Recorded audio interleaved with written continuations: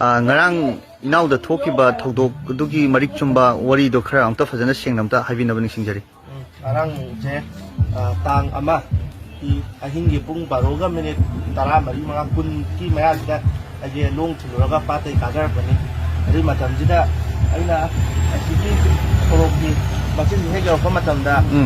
aina mai ji san non dara karam mane ba ai pa sa pai mai angan ri thalaga aruga mai phat long ko matamda asigi sidan dambe asigi paip lei ba sai dida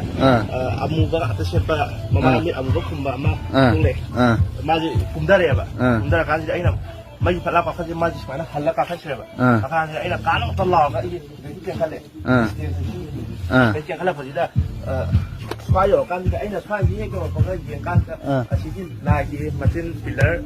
nung haida matin ro majida asigi se asida amaga le ra ba na ji moi ani ne ba aduga mathak thang bajina thang paye aduga maka thang bajina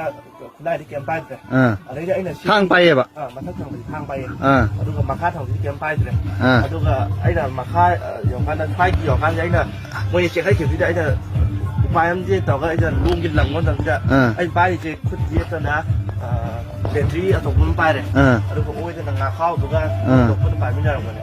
adai na lung gin lang ba ji da pa thau de pa lo da ka aina battery ji ga pu la ga mai tu nga da di che na ro na battery pai an nong khala ga ji da mat thak gi thang pai da pai ji na thaba ki da ko ma ga moi ni che khat ki ba ne ba adai thaba ji ko ma ga ai je lo aduga lo ka ji da mayan ji da ta bi de moi dress di kamai tawe moi dress ya amubang ka sele amubang sele ga mama ji loi khujele ani ma aduga amana kitang wang ya ma di mi kitang nem man taraga asigi asonda lamji agi cingje som mama long phau ba lambi asum chak ba lambi sonda cingje ba ba aduga si cin macin ji bai tanai ba ada mo di khula ya re di khula ya ga ta lambi nga ro na yunggi mi jing kau fu ga to ko le ba ada di yamna ngai di akoi asuk khoi gi khrak khangdana haidi kai ni yum kungna taba mafam su oidi bani akoi gi thanga salam laikai asigum loba mafam asida asigum loba thodok fimu shet pasingna attack tawba adusu makuta achauba khulai pairaga mi hat pa yawa khulai pairaga chatpa aduga asigum loba tanja asida sugumba thabak tawrak pasi yamna laibak thibani aduna laikai sida laibiriba mifum kudimangna aware oibinaba ningsingjari masi aida natraga su atopada amada thokloi haba leite masi gi thodok asi akoi hauji yam fong sangna amuk thoktuna leiribani akoi laikai sida but thoe haba ge ya launa dana masi viral oikrabani adugi madungda hauji mu asigum laba fimu set basina mu landarak pagi fibam ama leiba sinadi laikai asi gari tawribano karma fibam da lei habado hauji utlabani adan laikai asi mapangal leina bagi damakta ko unity oiraga kamdauna asigum laba mahik sing asi phadok kadage habado koi makha tanamta nainami nasi ram khunjari asyamna amna akaningai ni ai ngasi video jeta chena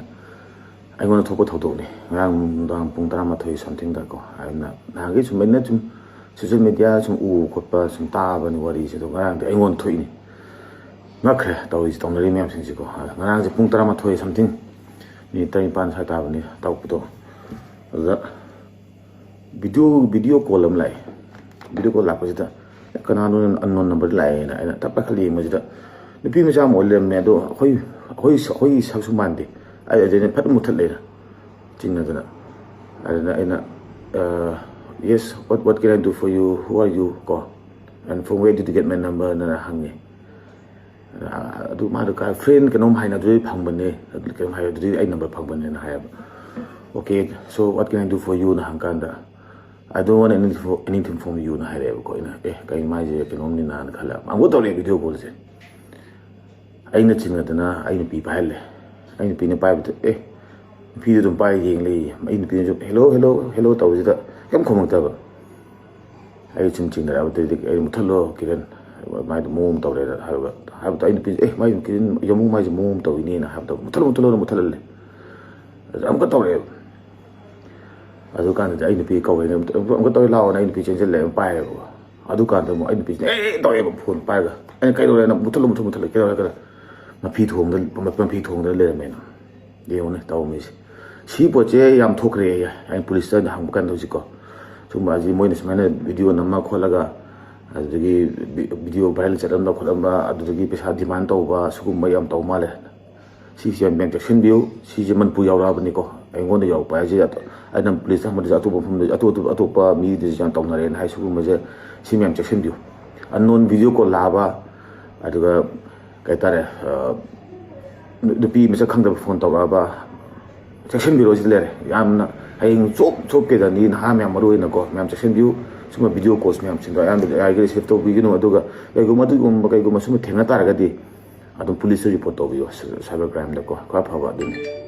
ai di ta chin me am khang ning bai ni kai non da si maru na ha sin di khang de ba de khang ba ta da nga sin di ai ko na si ma sin ma ga so ka da yam dai ni na ko me am gyan ta view si ha ni me am thank you